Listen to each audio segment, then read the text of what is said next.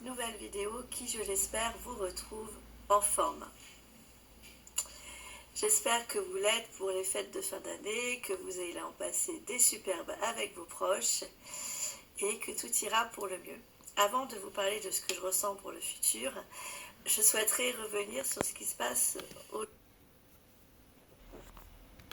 et je me demande si lors de ma vidéo précédente, quand je vous parlais qu'il y aurait des disparitions d'enfants et que je voyais de la route, ça n'est pas aussi une des raisons des disparitions d'enfants.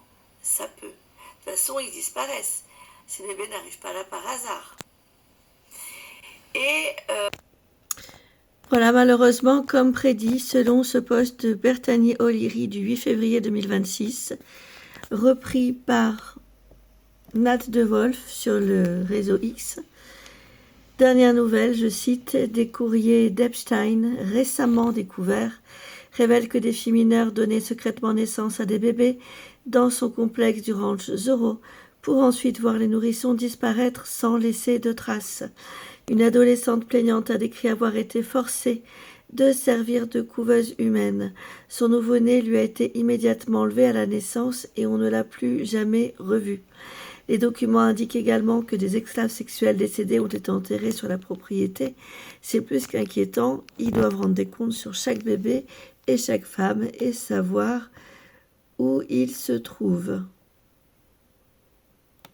Been there and seen it all as a former New York Post yesterday, teen Epstein accuser wrote she was used as a human incubator for a secret baby who was snatched at birth. But this comes from a person that has been there and seen it all as a former staff at the Zorro.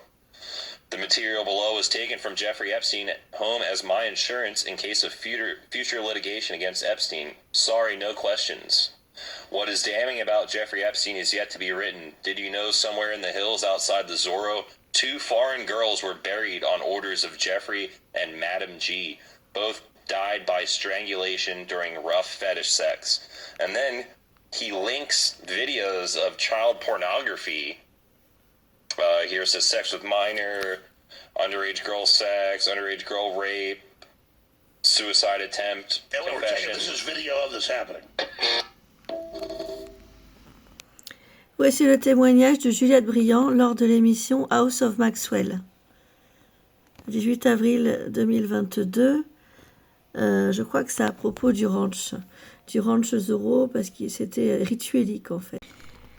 Ébloui par Bill Clinton et les personnalités hollywoodiennes en visite en Afrique du Sud en compagnie d'un homme aux cheveux argentés désireux de voir son look de mannequin, Juliette Briand n'a pas vu le danger avant qu'il ne soit trop tard, selon cet article presse paru pour le compte de Guy Boulian Info le 9 février 2026. Je cite « Le souvenir traumatique est une chose complexe. Il ne se déroule pas de façon linéaire et ordonnée. Il réside dans le système nerveux déclenché par un son, une odeur, un mot, un fragment, bref, brutal, staccato. Le souvenir le plus traumatisant de Juliette Rose Bryant commence par un instant irréversible. La porte de l'avion privé se referme et Jeffrey Epstein commence son agression. J'ai soudain réalisé, mon Dieu, on m'a menti. Ces gens vont essayer de me tuer. Je ne reverrai plus jamais ma fille. J'ai dû faire tout ce qu'ils voulaient. Son corps se recroqueville, une main couvrant son visage. Je n'avais pas d'argent, pas de passeport.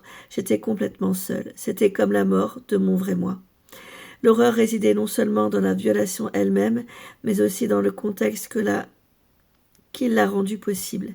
Un contexte où l'isolement et le pouvoir d'Epstein étaient absolus. L'isolement, conjugué au danger, n'engendre qu'un seul instinct primaire, survivre à tout prix. Et les filles de l'avion, celles qui avaient organisé le casting de mannequins en cap, elles ont tout simplement ri, raconte-t-elle. Bryant est l'une des rares Sud-Africaines connues à avoir survécu aux agissements d'Epstein. Son calvaire de 2 ans, entre 2002 et 2004, la hante encore. Elle se trouve au carrefour des crimes internationaux d'Epstein, des défaillances institutionnelles américaines et d'un processus de responsabilisation inachevé à l'étranger. Elle correspondait au type d'Epstein. Elle fut conduite au Beluga, un autre restaurant branché du Cap, où elle fit la connaissance de l'ancien président américain Bill Clinton de passage en Afrique. pour une tournée axée sur le VIH-Sida et le développement. Parmi ses accompagnateurs figuraient les acteurs Kevin Spacey et Chris Tucker, ainsi qu'un homme aux cheveux argentés qu'elle ne reconnut pas.